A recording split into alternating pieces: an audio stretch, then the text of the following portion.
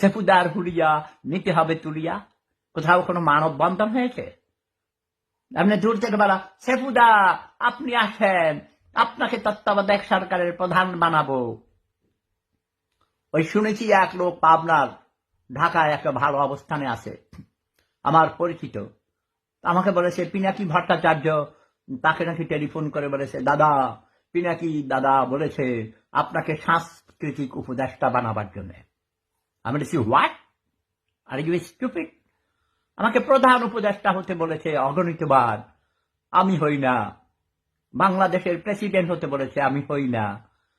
আমার হাসু আপা স্বয়ং আমাকে বলেছে টেকনোক্রেট মন্ত্রী বানাইতে। প্রেসিডেন্ট এরশাদ টেকনোক্রেট মন্ত্রী বানাইতে বলেছে, প্রেসিডেন্ট জিয়াউর রহমান বলেছে, আমি হইনি। আমি বলেছি নো, আমি কখনো কারো আন্ডারে চাকরি করিনি জীবনও। আমি সবসময় বস, এক নাম্বার, সারা জীবন এক নাম্বার ছিলাম, ছাত্র জীবনও, তাই না?